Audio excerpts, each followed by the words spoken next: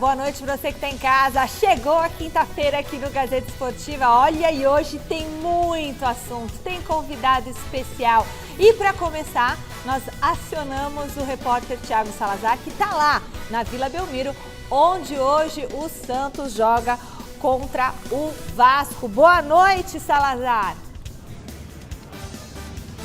Boa noite, Michele, para você, para todo mundo que está acompanhando o Gazeta Esportiva, o jogo dos desesperados aqui na Vila Belmiro, Lanterna e o vice-lanterna, Santos e Vasco da Gama, o Vasco recém-demitido Fernando Diniz, o Santos recém-eliminado do Paulistão, e além dessa partida aqui, a gente também tem muita informação sobre um reforço internacional que está muito pertinho de assinar com o Corinthians. Já tudo isso daqui, mas agora eu quero saber o que Alexandre Silvestre tem para trazer para a gente. Boa noite, Silvestre.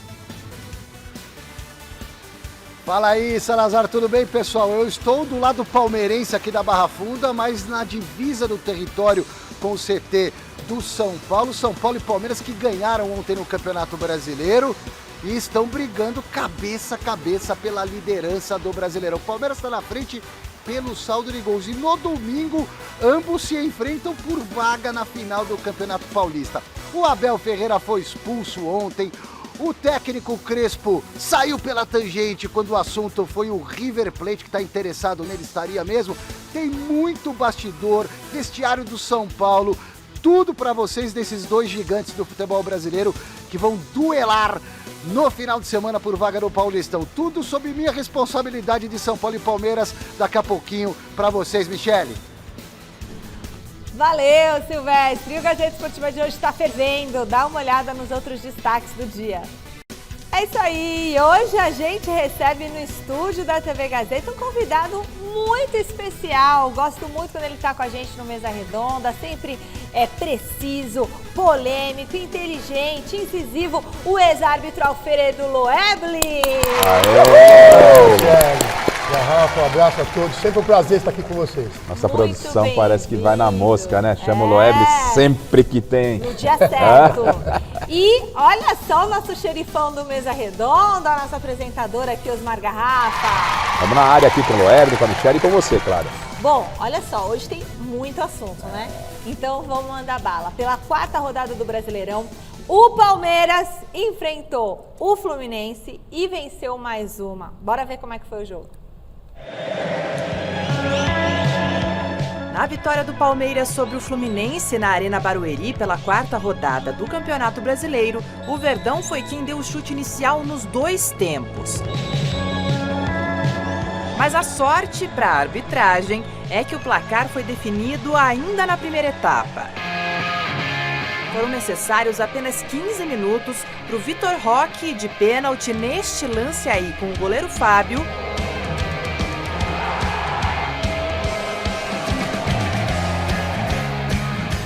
e o Alan fazerem os seus gols.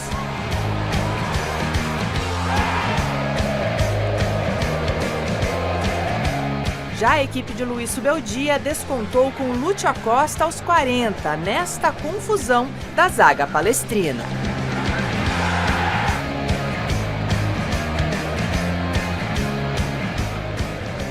Jogo equilibrado, um jogo perante uma equipa que estava super confiante, mas na minha opinião, também só a minha opinião, acho que foi um belo espetáculo para quem assistiu em casa, duas equipas que jogaram até o último segundo para ganhar o jogo. Nosotros en casi todos las variables del juego, a mi entender, fuimos superiores en tenencia, fuimos superiores en dominio territorial, fuimos superiores en situaciones de gol. Tivemos muitas oportunidades, tanto do empate e também depois para conseguir um resultado melhor. O tricolor carioca criou bastante. Mas Carlos Miguel estava lá para garantir que nada mais atrapalhasse o Alviverde. A gente trabalha para chegar em grandes momentos, de pedaços de jogos e conseguir fazer uma grande defesa, um excelente jogo. Agora não tem jeito. Os olhos do Palmeiras e do técnico Abel Ferreira estão no próximo domingo.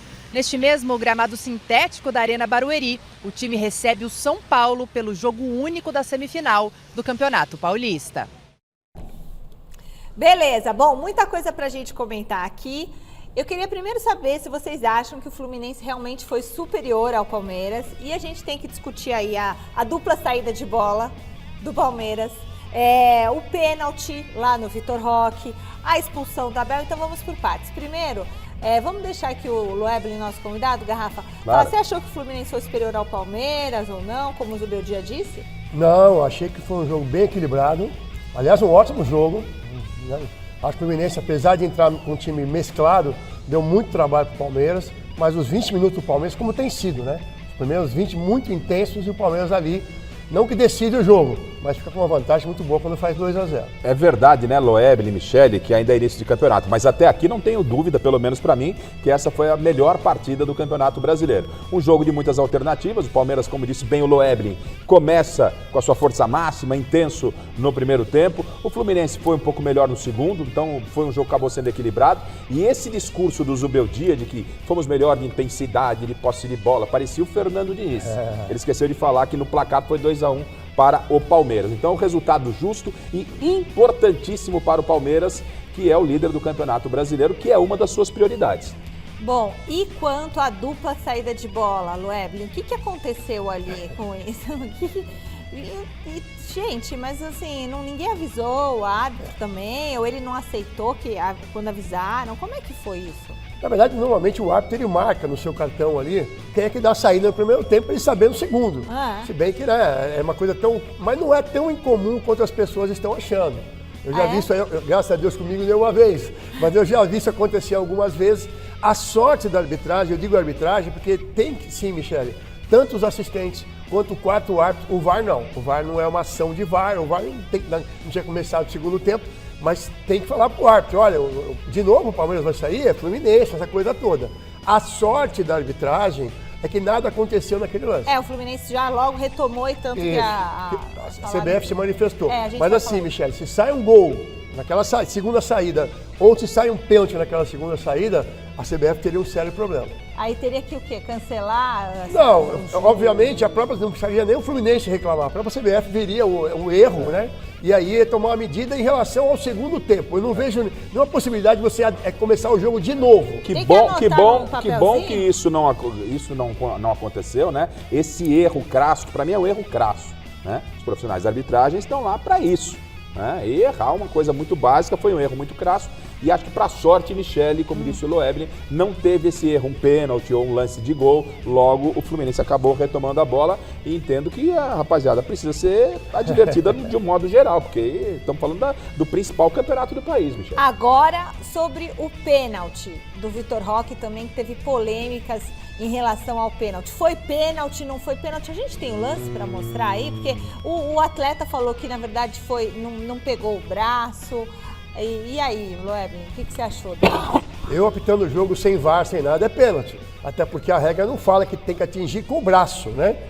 A perna do Fábio pega o Vitor Roque. Agora, o Vitor Roque valoriza muito. Agora, ele cai por causa desse toque? Essa é a pergunta que eu quero fazer. Veja, né? Porque, ele foi padrão Arrascaeta. Opa, deu um mergulho daquele. Ou seja, que houve o toque, eu não vou brigar com a imagem. Houve um toque. Agora, a pergunta que eu faço é, esse toque foi o suficiente para derrubar o jogador ou ele se atirou? Claro que Essa é a questão.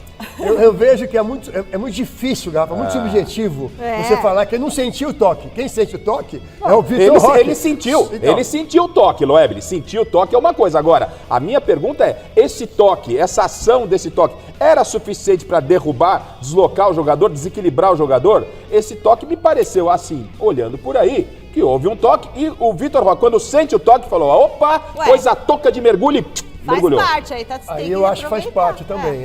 Não dá, é muito subjetivo dizer se o toque é suficiente ou não. Para mim, eu apitando o jogo, se tivesse na hora lá, pênalti sem nenhuma dúvida, sem VAR, sem nada.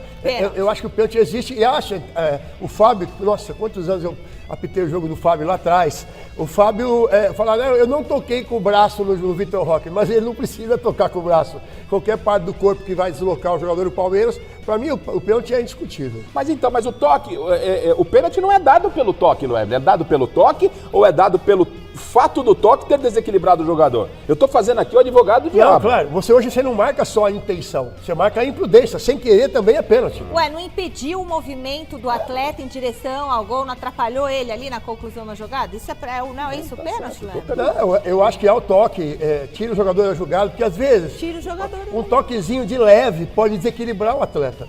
É claro que eu também concordo com o Garrafa, que o Vitor Roque deu uma valorizada. Deu uma super valor.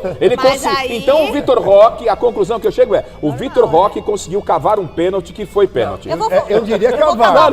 Eu tô falando, você tá entendendo? Vou colocar aspas. Ele conseguiu cavar um pênalti que foi pênalti, porque esse tomo pra mim não é pelo toque. É porque o Vitor Roque falou, vou dar aquela valorizada pro árbitro confirmar o pênalti. Que há o toque sim.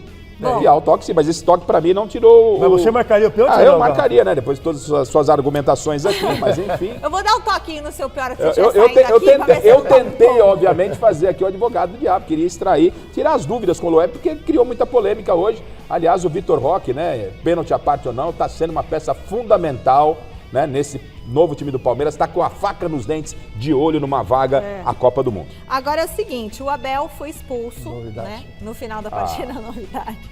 E aí, o assistente número 1, ele falou o seguinte, né, o registro do árbitro relatou que de forma ríspida, grosseira, gesticulando com os braços e batendo palma de forma irônica.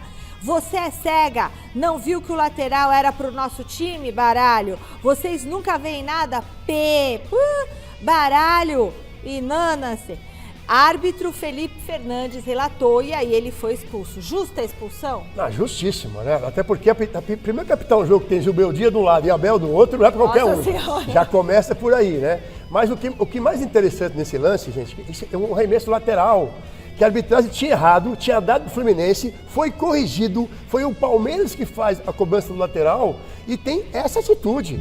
Numa quarta rodada de Campeonato Brasileiro, no acréscimo com o Palmeiras vencendo, então assim, tá muito repetitivo a atitude do Abel, que tá voltando de uma suspensão e já não vai pegar o Vasco, né, o Palmeiras no próximo jogo, já não vai no jogo contra o Vasco. Dia 12 de março não pega o Vasco, o Abel. Eu acho que alguns clubes precisam começar a olhar e deixar de serem responsáveis, inclusive financeiramente, por multa de treinador, por todo o processo jurídico, agora tem que defender o Abel no tribunal, e os clubes vão pagando, e eu não vejo uma mudança de comportamento de alguns treinadores. Tá certo. Bom, vamos falar mais de Palmeiras por aqui, agora ao vivo com o repórter Alexandre Silvestre. Silvestre, boa noite. O que mais você separou sobre Abel Ferreira pra gente aqui? Boa noite, Michele. Boa noite, Loeb, Garrafa, amigos, amigas, inimigos, simpatizantes. Abel Ferreira, que costuma dar chiliques, fez um comparativo com Zubeldia, aproveitando até o ensejo. Um corre mais, o outro também é bravo, mas fica mais ali na área técnica. Enfim, são dois caras de cabeça quente, características parecidas. Vamos ouvir o que disse o Abel Ferreira nesse comparativo com o Zubeldia, que também foi expulso no final de semana pelo Fluminense contra o Vasco no Campeonato Carioca. Se eu fizesse, e gosto dele, atenção, o que o treinador do Fluminense fez no último jogo, se fosse eu, por isso é que eu não te vou dizer aquilo que eu penso, se fosse eu, o que é que me ia acontecer? Faço essa pergunta a vocês todos que estão aí. Se fosse eu a fazer, e eu volto a repetir, eu gosto dele. Se fosse eu a fazer aquilo, o que é que vocês me iam fazer? Perseguição ou mania de perseguição? Lembrando, não custa a gente recordar, porque recordar é viver. O Abel Ferreira outro dia reclamou que depois daquele pênalti que não foi dado para o São Paulo no Morumbi no ano passado, num dos Choque Reis de 2025, o Palmeiras não recebeu, não teve mais nenhum pênalti a favor dele. Depois da reclamação já foram dois. Um contra o Capivariano, cometido pelo Capivariano a favor do Palmeiras, e o de ontem, do Vitor Roque, que gerou polêmica.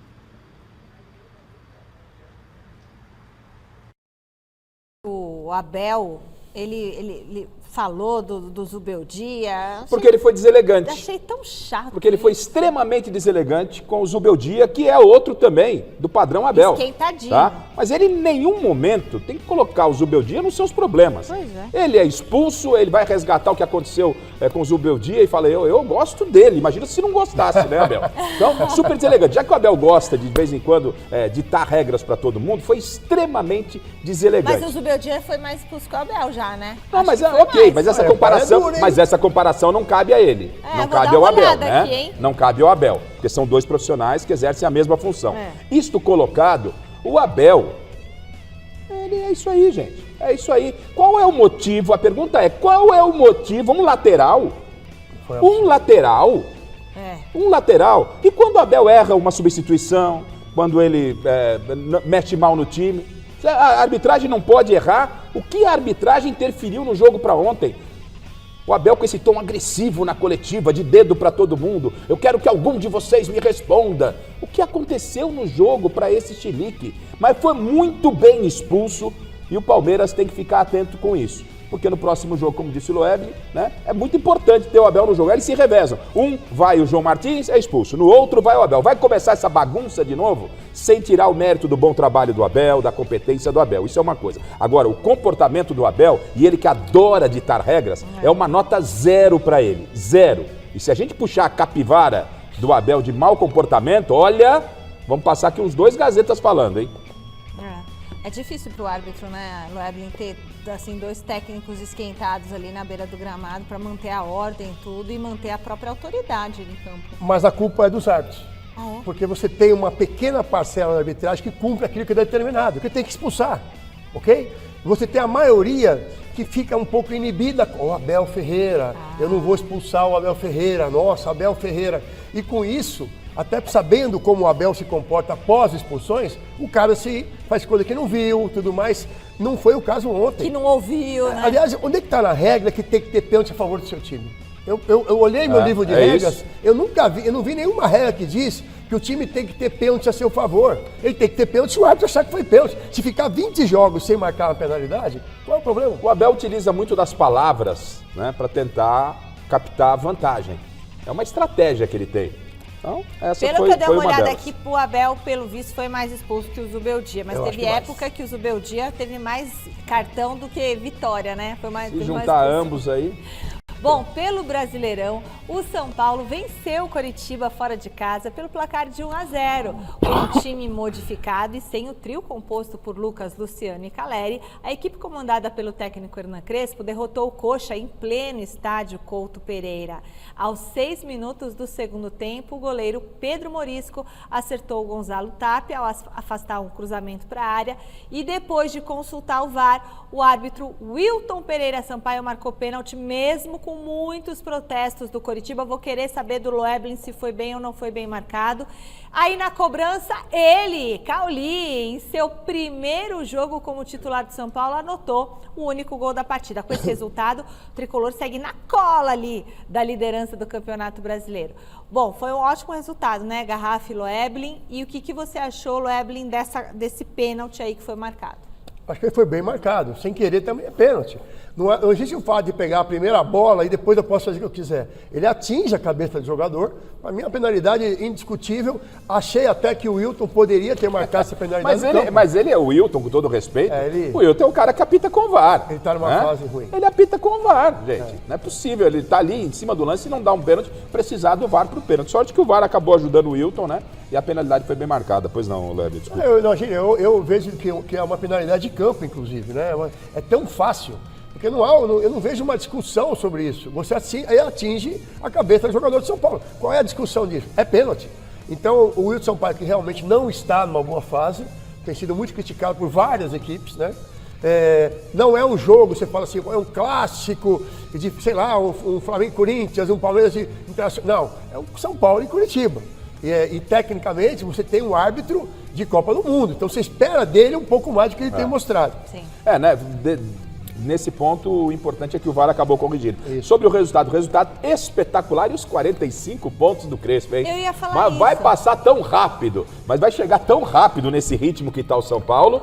São Paulo, vice-líder aí do campeonato, eu acho que o Crespo acertou. Quando ele falou dos 45 pontos, ele deu uma alfinetada ali na equipe e agora, ó, se vê que 45 de qualquer forma, vai ser pouco se foi isso ou não, o importante é que o São Paulo está entregando. E detalhe, nós teremos no final de semana pelo Campeonato Paulista líder do Brasileiro e vice-líder do Brasileiro, brigando por uma vaga na final do Campeonato Paulista. Estou muito otimista para o jogo do final de semana e mais. Acredito que o Crespo tomou a atitude sensata, correta, que eu tomaria de ter preservado a maioria dos titulares para enfrentar o Palmeiras. O São Paulo não é favorito ao título do Campeonato Brasileiro, não é a prioridade, né? Já tinha bons pontos, tinha bons pontos conquistados, apostou numa equipe com os reservas e foi lá e não decepcionou, trouxe mais 3 pontos para casa. Loeblin. O Lucas vai pro jogo, né? Vai. Que é uma coisa mais importante, até porque a Arena Crefisa, a Barueri, é uma arena que tem um dos melhores campos sintéticos do Brasil. Sim. Então não tem sentido. Eu acho que o Reinaldo Carneiro Bastos foi muito feliz. A gente parar com essa história de falar qual é melhor, natural ou sintético, e ver qual está bom. Então, a Arena da Baixada, não dá para jogar na Arena da Baixada, é sintético. Aí você vai no Mangueirão, é natural, também está muito ruim. Quem assistiu o jogo Remo e Atlético Paranaense viu que a grama solta. Então, enfim, nós não tem que parar de pensar nessa discussão natural e sintético, e sim qual está bom. Como é em Barueri, eu acho que o Lucas tem que ir pro jogo, o São Paulo está num momento bom e vai ser um jogo muito difícil. Você aposta num favorito aí para esse jogo? Eu acho que o Palmeiras está num processo de reconstrução. Acho que, inclusive, que o Arias deve começar no banco de reservas de novo. O Abel não vai mexer naquilo que está dando certo, ele já disse isso daí. Eu começaria com Arias entre os titulares, a gente pode eu discutir também, lá na frente. Mas a gente conhece o Abel. Eu acho que o Abel não vai mexer com o Maurício, nem vai mexer com o Alan. Eu acho que o São Paulo, nesse momento, é um pouco mais equilibrado. Acho que o Palmeiras tem mais time. É um jogo tão equilibrado. Eu vou ficar em cima do muro total desse jogo. Total, tá certo. Bom, daqui a pouquinho tem informação fresquinha sobre o gramado do Allianz Parque. Será que vai ficar pronto para caso o Palmeiras vá para a final, né? Será que vai ficar pronto? Daqui a pouquinho a gente conta tudo para vocês. Mas agora nós seguimos para o CT da Barra Funda, onde o Silvestre traz mais da repercussão do jogo do São Paulo. O duelo de ontem teve um momento bem curioso, não é mesmo, Silvestre? Sim, uma gracinha do Bandeirinha na hora do toss. Sorteio campo bola, a câmera chega, agora é assim, né? Você quer campo, você quer bola, os capitães com o árbitro, o Wilton Pereira Sampaio. Tem até a propaganda. Você quer a panela de pressão ou você quer a fritadeira? Escolhe aqui a bola, o campo, o lado e tal. E aí na saída o Rafael, que era o capitão de São Paulo, Luciano ontem estava no banco, o Rafael, o capitão de São Paulo, chega pro Wilton e fala, ó, o jogador de linha que vai interagir com o senhor durante a partida vai ser o Tolói, o zagueiro. E o Bandeirinha, um dos auxiliares do Wilton, o Rodrigo Figueiredo, na saída ali, brinca. Melhor ele do que o Luciano. Alguma coisa nesse sentido, porque o Luciano reclama pra caramba. Vamos conferir o vídeo. Rafael Tolói, zagueiro, é o que vai falar com você. Tá bom. Fechou. Não, obrigado. Senta o Luciano, tá bom.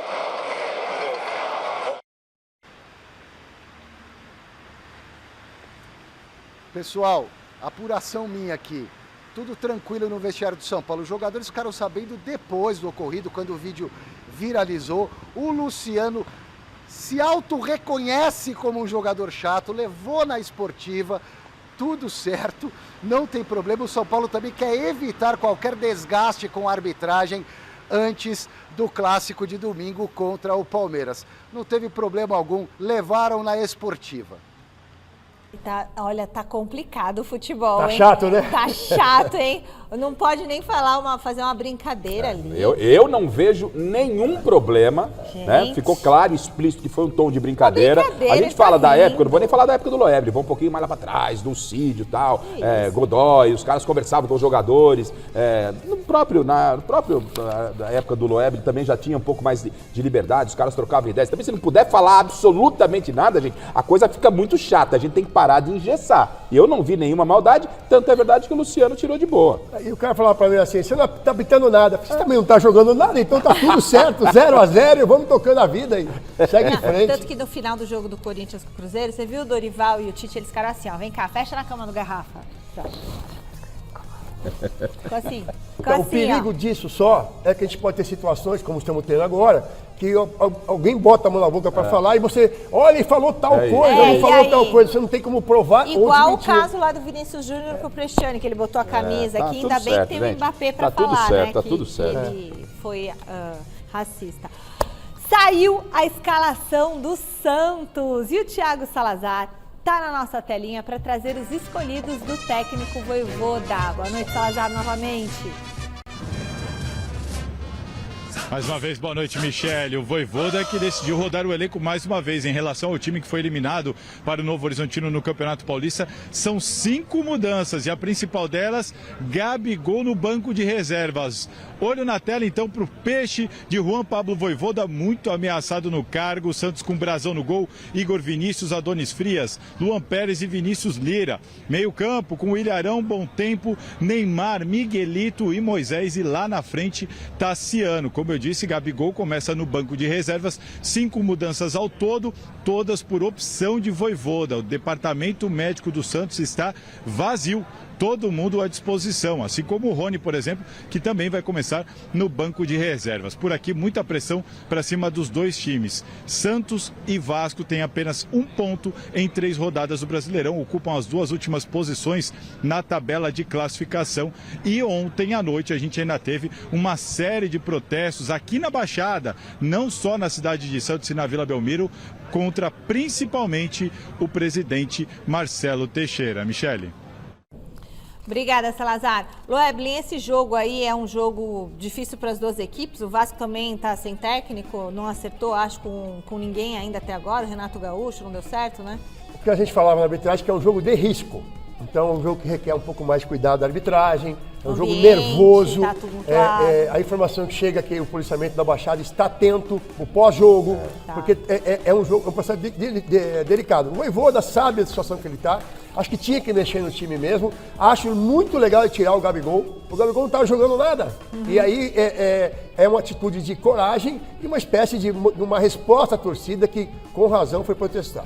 Salazar, por favor, agora eu queria que você voltasse para falar com a gente sobre uma novidade do Corinthians. Parece que o Corinthians está contratando mais um jogador internacional, é isso? Exatamente, Michele. O meia atacante inglês Jesse Lingard, de 32 anos, está sem clube, passou as 2 últimas temporadas no Seul da China, está sem clube e foi oferecido ao Corinthians.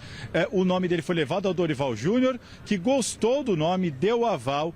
Portanto, a operação passou pelo departamento financeiro do Corinthians para entender se o Corinthians teria condição de assumir o salário do jogador, o salário pedido pelo jogador. O departamento financeiro do Corinthians deu esse ok também, deu esse sinal positivo para que Marcelo Paes, então, sentasse com o staff de Lingard. Qual que é a situação?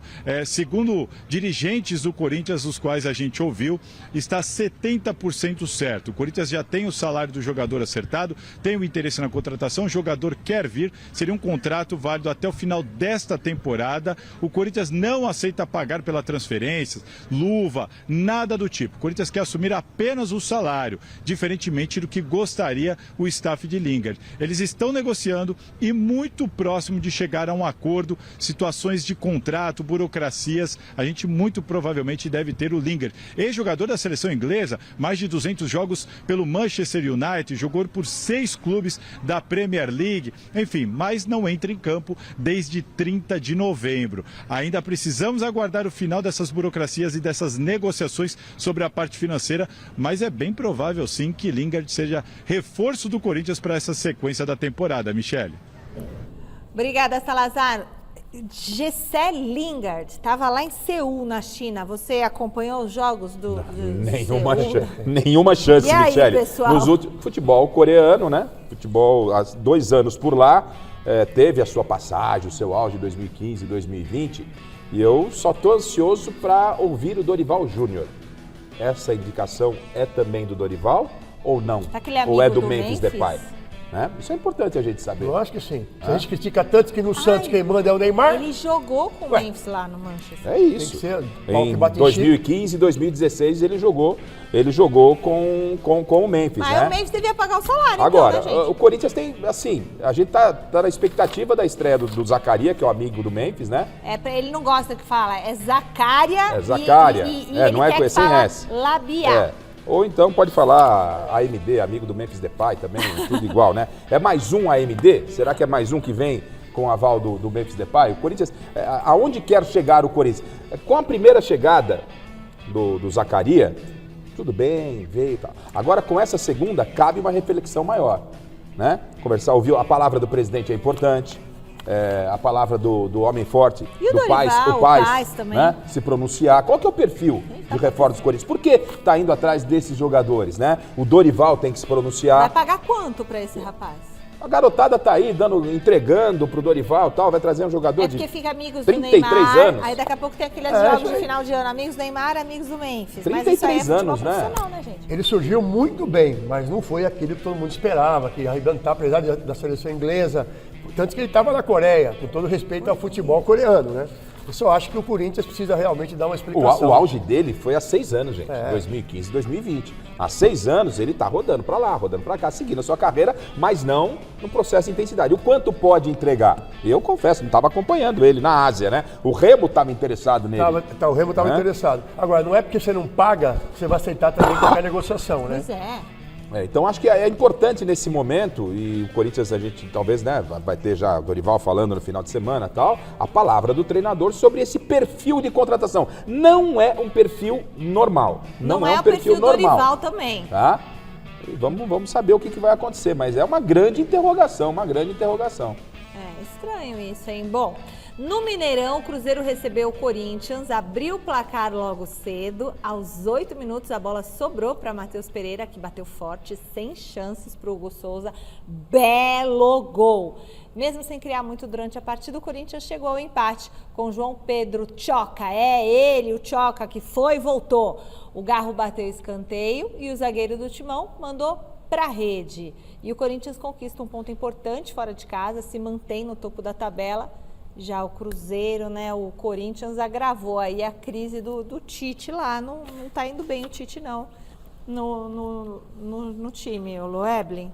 Bom, primeiro que o Tite tem que ter uma série de respostas que ele precisa dar. Ele precisa se defender dessa história que quem dá treino é o filho dele, é o outro auxiliar que fica na beira do campo. Ele tem uma série de respostas que ele tem que dar. O Pedrinho, que manda no futebol do Cruzeiro, aliás, manda no Cruzeiro, ele não tem essa coisa de ficar, se não deu certo, ele manda embora, porque ele fez com o Dudu, por exemplo. Sim. Eu acho que a reação da torcida do Cruzeiro ontem, no final da partida, é uma reação que pro Tite já caiu, só não sei que dia. Diz tudo, né? Eu acho que vai depender muito da final do Mineiro. Se o Cruzeiro não for campeão mineiro, né, eu acho que o Tite pode esvaziar o armário. Já do lado do Corinthians, alguém imaginaria, ou alguém imaginava que o Corinthians seria campeão da Copa do Brasil? Que o Corinthians ganharia a Supercopa Rei em cima do todo-poderoso Flamengo? O Corinthians chegaria a mais uma semifinal de Campeonato Paulista depois de um jogo pesado com a Portuguesa? Que o Corinthians estaria nesse momento na parte alta na tabela do Campeonato Paulista, do Campeonato Brasileiro, com todos os problemas que tem, mas são muitos problemas que tem. Então a gente tem que fazer uma reverência a Dorival Júnior. Aqui chega algum estrangeiro por aqui e tal, não, porque técnico brasileiro. Gente, o trabalho que o Dorival está fazendo no Corinthians merece muitos elogios, mas muitos elogios, porque ele tem um elenco curtíssimo, ele está para administrar e está sem o seu principal artilheiro, o Yuri Alberto. E o Corinthians está e respira. Jogou uma partida brilhante? Não, claro que não. Ontem tinha um time praticamente reserva e acho que fez certo, mas trouxe um resultado belíssimo de Belo Horizonte. O empate com o Cruzeiro se acertando ou com o Tite ou na mão de outro treinador, ganhar em Belo Horizonte não vai ser fácil. Tirar ponto lá do Cruzeiro em Belo Horizonte não vai ser fácil. É questão de tempo. E até o Tchoca fez o gol, o Tchoca que foi lá para fazer um exame médico e voltou. O Loeblin tem que se fazer uma menção honrosa ao Dorival Júnior pelo momento que ele atravessa, pelo trabalho que ele está fazendo de altíssimo nível no tumultuado, no complicado Corinthians. Parabéns, Dorival. E o Corinthians está se preparando aí firme para o Paulistão, tá concentrado. Ele conseguiu dar frescor para os jogadores do Corinthians, os titulares, para a partida contra o Novo Horizontino, que já é no sábado à noite, Loeblin. Bom, sem dúvida alguma. No caso específico do Dorival, eu acho que esse é mais um motivo para a diretoria respeitar o Dorival e ver nomes que estão sendo contratados pelo Corinthians. Ele tem que participar, eu acho que antes dessas escolhas e não ser comunicado de quem está chegando. É muito chato para o treinador, né? Ser comunicado. Já teve um caso desse Labiá. Zacari aí foi sacanagem. Né? Aí agora mais um, gente, que a gente pressupõe que o Dorival não estaria de acordo. E falando sobre o jogo entre Cruzeiro e Corinthians lá no Mineirão, bom, daqui a pouco a gente fala, né? Porque o Dorival até se manifestou sobre a questão do Tchoca ter feito gol, que ele acha que o Tchoca não tem nada de errado com o Tchoca e tudo mais. Mas vamos fechar o noticiário do Palmeiras com o Silvestre. Silvestre, o Allianz está em ritmo acelerado para voltar a receber jogos? Sim, força-tarefa do Palmeiras, o pessoal que cuida lá do Allianz Parque. O gramado tá bonito, Michele, tapetinho, verdinho, bem mais verde do que o anterior. Os tapetes já todos colocados ali. Agora falta preencher o gramado sintético de última geração, bem melhor do que o anterior, com a cortiça, a casquinha de rolha, areia, depois alisar para a FIFA inspecionar e liberar para jogo. O Palmeiras depende muito, para que dê tudo certo, do clima. Se continuar chovendo assim é complicado, porque não dá para finalizar o acabamento do gramado. Mas de acordo com a apuração do Gazeta Esportiva da semana passada, a chance é grande do Palmeiras, caso avance para a final do Paulista, com o direito de decidir em casa, ser o mandante do segundo jogo, o jogo que vai definir o Campeonato Paulista em 8 de março, a chance desse jogo ser no Allianz Parque aumentou bastante. Custo desse gramado para o Palmeiras, custo do gramado, dos rolos, da tecnologia, não da instalação, do gramado, do material, 11 milhões de reais. Gramado novo no Allianz, então, caro, né? Mas o Palmeiras está fazendo certinho. Tem que, fazendo certinho. Colocando o gramado, começo do ano, tudo arrumadinho. Conhecendo mesmo à qualidade. distância, a presidente do Palmeiras, né? E avaliando o trabalho dela, não tem nenhuma dúvida que o gramado é o melhor. Vai chegar pronto para o dia 8, caso o Palmeiras vá à decisão. Nesse momento, cabem aos jogadores levarem o Palmeiras à decisão, Loeb, porque o gramado vai ficar pronto. Né? A direção do Palmeiras não está medindo esforços. Imagem de hoje, São imagens de hoje, e vai ficar pronto esse gramado. Agora, os jogadores têm que responder em campo, porque a tia Leila, essa condição ela vai dar, viu, Loeb? Até porque a torcida tem reclamado muito da logística de torcer em Barueri.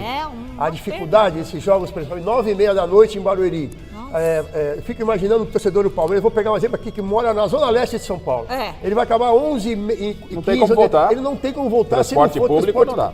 Particular. Então a gente precisa rever também esses conceitos, porque o torcedor do Palmeiras, nesse momento aqui, ele não vai. Tanto que o público ontem foi um público muito baixo no jogo com o Fluminense. E outra, Loeb, a gente já observa por essas imagens aí que o gramado está quase finalizado. Está quase finalizado. Tá? Eu não vejo mais, na minha opinião, não sou especialista, obviamente, de gramado nenhum, nem sintético, nem natural, mas a olho nu daquilo que a gente está vendo pelas imagens, o gramado não será problema. E o Palmeiras ganha um reforço e tanto, Michele, Loeb, você em casa, jogar aí, nesse gramado. Muda tá bonito, muito, hein? É outra atmosfera. O gramado lá de Barueri, né, Loeb? É um gramado da mesma qualidade. O fato que é a casa do Palmeiras. Esse ambiente, a atmosfera do Allianz é outra coisa. É um reforço e tanto para a decisão, ou não? Não, sem dúvida. Além do que eu falei da logística se chegar no estádio. Então, facilita bastante. Eu duvido que não vai estar lotado o Allianz. E Barueri já está cheio, mas lotado, não sei, tenho minhas dúvidas, por causa dessa logística. Então o Palmeiras, que aliás é o mais moderno do mundo, né, o sistema 7, os membros da FIFA chegarão aqui no Brasil para poder dar o aval, são técnicos da FIFA, não é só chegar lá e está liberado. Tem todo um teste. Agora, uma pergunta, deixa eu fazer uma pergunta para vocês aqui. A minha grande dúvida não é o gramado. Acho que até o Palmeiras tem ótima chance de chegar. O Arias vai ou não ser titular, Abel? O Loeb já deu um spoiler aqui de início. Calma, né? Falou, eu acho que ele vai manter já para o primeiro jogo, contra o São Paulo agora na fase semifinal, o Arias ainda no banco. Eu entendo que o Arias tem que começar jogando. Eu também acho, mas... Eu acho que não, o Abel não vai fazer isso, não vai. Não vai, também acho. O discurso dele de elenco, meu time está pronto, tem que se esforçar. Só que é o seguinte, né? O Arias jogou 30 minutos, é um jogador totalmente diferenciado. No lugar de quem tem que pôr o Arias, na sua opinião? Eu acho que hoje o Maurício, no lugar do Maurício. Maurício também. Eu acho que o Abel é muito teimoso, o Maurício não está rendendo. E outra coisa, pro árbitro, faz diferença? Pro jogador a gente sabe que o jogador prefere o gramado natural e tudo mais. Pro árbitro tem diferença entre o gramado sintético e o natural? Eu optei nos dois, mas aquele começo de sintético, né, que era durão, aquele que acabava com o tornozelo, coisa parecida.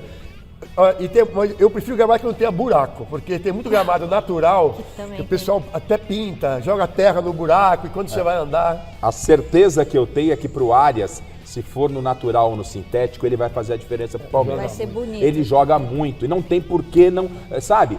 O Paulista é muito... O Palmeiras vai completar aí, se não completou, 2 anos sem nenhum título, gente. O Palmeiras é importantíssimo, o São Paulo tá voando, o jogo é pesado. É muito importante pro Palmeiras, né? Esse título paulista é lógico, muito importante para todas as Palmeiras, equipes. mas principalmente acho que pro Palmeiras, que vem de um tempo aí sem ganhar nada. Eu não consigo, eu vou ficar realmente impactado. O Palmeiras pode até se classificar sem o Arias, porque tem um bom elenco. Mas tem um jogador desta qualidade para enfrentar um São Paulo embalado. O São Paulo tá embalado, gente, né?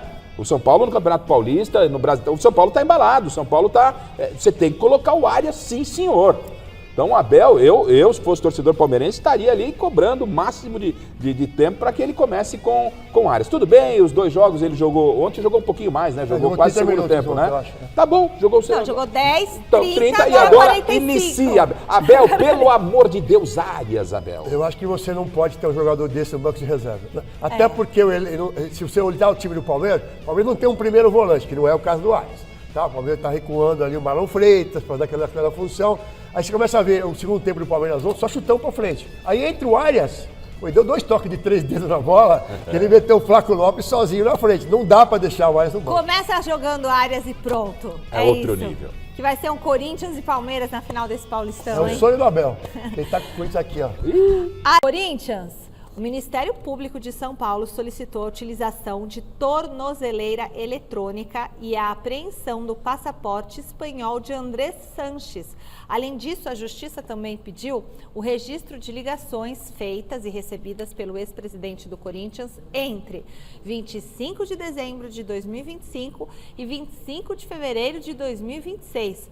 O pedido requisitado pelo promotor é baseado no suposto descumprimento de medidas cautelares por parte de Andrés, que teria feito um telefonema para Antônio Jorge Rachid, secretário-geral do Timão.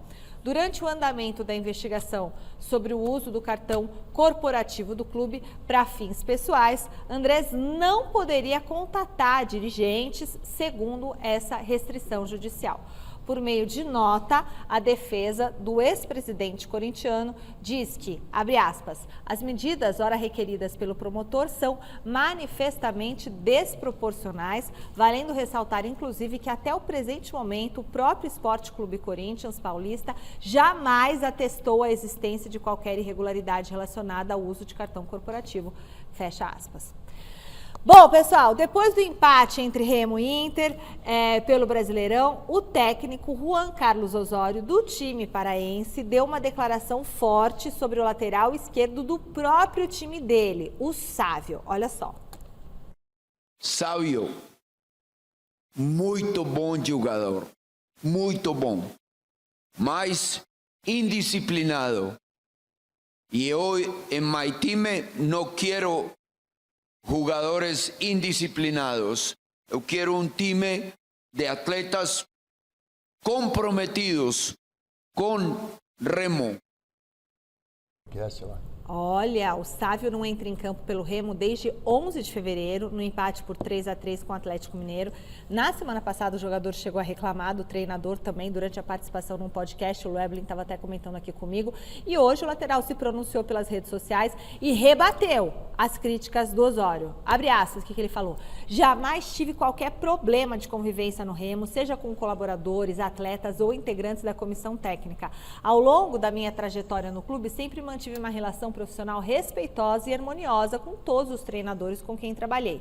Reconheço que no calor do momento posso ter cometido um erro de postura. No entanto, reafirmo que jamais houve falta de comprometimento com o Remo. Fecha aspas. E aí, Garrafa e Loeb? Precisa saber o que foi que aconteceu. O Osório estava brabo, hein? Reconheço que no calor. No calor da emoção. Melhor do que esse post era bater na porta do Osório. Professor, sei não, hein? Errei, ele deve ter feito alguma coisa que magoou o Osório. Ela falou alguma coisa pro Osório, eu tô imaginando aqui, falou né? umas poucas. Vai lá e lava a roupa com o professor. Fica aí através de rede social, harmoniosa. Essa é a questão. Harmoniosa. nunca, mas, todavia, sabe? Não resolve nada. E vai no lá podcast falar do treinador, né? É legal. O que ele falou? Nunca tive problema com treinador nenhum. O único que chegou tratando mal os jogadores, falando grosso com os jogadores, tal, foi o Osório. Eu acho assim, não é possível que hoje você fale uma coisa dessa e você não acha que vai chegar no cara. Eu acho que vai chegar. Então, agora, cabe à diretoria do Remo tomar rédea da situação e definir o que vai ser feito. O Osório deixou claro, comigo não joga mais, ponto final. Então, ponto final. Aqui, ó, calor do momento, posso ter cometido um erro de postura. Ai, queria ser uma mosquinha. Bom, Gazeta Esportiva de hoje ainda tem informações sobre os contratos de Lucas e Caleri. É daqui a pouquinho, tá imperdível. Fica com a gente. O futuro do técnico Hernan Crespo deixou a torcida do São Paulo apreensiva, mas o Silvestre está chegando para acalmar os tricolores. Volta para a conversa, Silver. Vamos lá, no pré-jogo de ontem no Couto Pereira, na chegada, Crespo, entrevista oficial para a detentora, se esquivou dessa história sobre o River Plate, mas está lisonjeado se houver realmente o interesse. Fala, Crespo. Todo mundo sabe a minha história no River Plate. Para mim é um gigante de futebol mundial como São Paulo. Então, interesse é um elogio para o meu trabalho. Então, pego assim, com tranquilidade, focado no meu trabalho. Estou aqui, é um prazer estar aqui, é um prazer trabalhar aqui. E ponto. Hernan Crespo, que foi um belo de um centroavante, formado nas fileiras de base do River Plate, jogador de nível de seleção argentina, jogou na Europa. Depois do jogo, desse mesmo jogo, falou algo parecido? Ou será que teve diferença? Vamos lá, a respeito do River.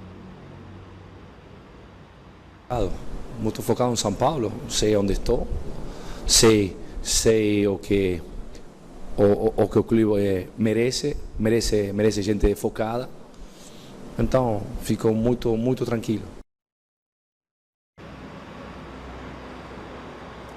A multa rescisória do Crespo, se ele quiser sair, se pintar proposta, é de 4 milhões de reais.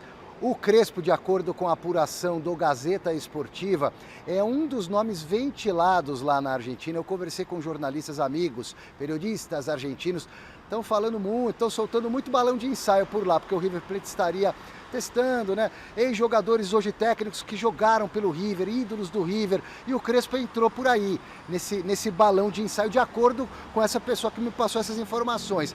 A prioridade do River Plate é o Kudê, técnico que está no Alavés da Espanha, técnico argentino no Alavés da Espanha. Eu quase fui roubado agora por esse rapaz que acabou de passar aqui na Avenida Marquês de São Vicente, mas o celular ficou na minha mão. Seguindo com a informação, o Kudê é a prioridade e estaria quase fechado com a equipe do River Plate. Obrigada, Silvestre. Ainda bem que está com o celular aí. Guarda o celular, porque morar em São Paulo realmente não é para principiantes. Sobre o Crespo, River Plate, Kudê e tudo mais. Acho que assim, a informação mesmo, como o Silvestre trouxe, é que Kudê é a prioridade. Agora, se viesse uma proposta, eu não entendo que o Crespo ia... estou muito satisfeito aqui, vou continuar. Eu acho que ele assim, é um profissional, direito dele. E a multa é baixa, né, Loeblin? 4 milhões mas de acho que a reais, tendência é mesmo o Kudê, é a prioridade por lá. Mas o que ele é ídolo no River, né? O Crespo, eu também acho que se viesse uma proposta do papel, balança pela história dele no River. Até porque não tem estabilidade aqui. Deixa eu falar, até porque você sabe como é que funciona o futebol brasileiro. O São Paulo tá bem agora, com 3 derrotas, os caras fora Crespo. É isso aí. E aí ele pode perder a oportunidade de dirigir um time que ele tem muita vontade de dirigir, né? E o Flamengo entra em campo hoje, 9h30 da noite, no Maracanã, em busca do bicampeonato da Recopa Sul-Americana. O time do Felipe Luiz precisa recuperar a derrota por 1-0 no jogo de ida, fazendo 2 ou mais de diferença para garantir o título no tempo normal. Dá para o Flamengo, pessoal? Para essa partida, o rubro-negro tem Plata de volta e pode contar com os retornos de Jorginho, Bruno Henrique, Wallace e Wallace Ian, né? E aí, Loeblin, dá? Dá, né? O time do Lanús não é bobo, não é um time ingênuo. O Moreno tem jogado muita bola, Mas eu acho que a torcida do Flamengo também tá de brincadeira, né? Pedindo fora, xingando, time sem vergonha, que nem fizeram no final de semana. Um time que há 2 meses atrás foi campeão da América, campeão brasileiro. A torcida do Flamengo também precisa entender que é normal um processo. Até porque o Flamengo jogou muito mais, foi até o final. Tem um processo de recuperação, férias, não é assim. Não teve a pré-temporada depois. Mas a fase não tá boa. Todo cuidado é pouco. Eu acho que isso é importante. Todo cuidado é pouco. O jogo é jogado, o lambari é pescado, já dizia Juarez Soares. Silvestre está voltando com a apuração sobre contratos de jogadores importantes do São Paulo. Quais são as novidades, Silvestre? Guarda o celular aí. Tá no bolso, Michele. O Marcos Antônio já está tudo alinhavado com a diretoria, só falta assinar o contrato. Talvez assine até amanhã ou na próxima semana. A janela fecha no dia 3 de março, terça da semana que vem. O salário dele vai aumentar, contrato até 2030. O São Paulo tentando blindar o Marcos Antônio. Se blindar do assédio do Flamengo, por exemplo, a multa rescisória está em quase 1 bilhão, com B maiúsculo, de bola para o Brasil. Foi de 600 milhões de reais para 900 milhões de reais. E para o mercado do exterior, em 620 milhões de reais, mudando, transformando de euro para real. Seria um contrato longo, blindando, protegendo o Marcos Antônio, que é figura importantíssima do time do São Paulo. Só falta assinar o contrato, Michele. Essa é a informação. Talvez até amanhã, tá? Luciano já renovou. Lucas e Caleri, muito obrigado, voz da consciência. Lucas e Caleri já tem mais de 30 anos, vem de lesões sérias. São jogadores que o São Paulo confia muito, mas quer esperar um pouquinho. Estão voltando de problemas no joelho. Eles têm um contrato até dezembro. No meio do ano, poderiam assinar pré-contrato com outro clube. Mas o São Paulo acredita, aposta na fidelidade, na conexão que eles têm com o São Paulo. Eles não fariam isso. Então o São Paulo espera um pouquinho mais para renovar o contrato deles. O São Paulo quer ver como é que eles vão se desenrolar ao longo da temporada. Nossa, pera um pouquinho, essa multa é 1 bilhão? É uma multa, obviamente, para fugir do mercado, para não se resguardar. Tem que ser proporcional ao salário. Então, isso, mas é uma multa se resguardando das propostas internacionais. Nossa. Marcos Antônio é uma joia, realmente. O São Paulo está coberto de razão, Loeb tem que assinar logo esse contrato, não vacilar o valor, eu não discuto, mas enfim, tem que se resguardar, porque é uma joia que está nas mãos do São Paulo. A única coisa que tem que saber o torcedor do São Paulo, o São Paulo volta a avaliar a possibilidade do Flamengo ter prioridade no negócio com o Marcos Antônio. Quando vazou essa notícia, o São Paulo pulou fora, disse, não queremos mais falar isso. E a informação que eu tenho é que agora o São Paulo novamente aceita conversar para que o Flamengo tenha prioridade no negócio futuro. Numa compra ali do atleta, né? E sobre Lucas e Caleri, me parece correta a postura do São Paulo. Tem que observar um pouquinho mais, né? São jogadores com idade avançada. Vamos ver como é que desempenham, entregam nessa temporada para ver se renova ou não.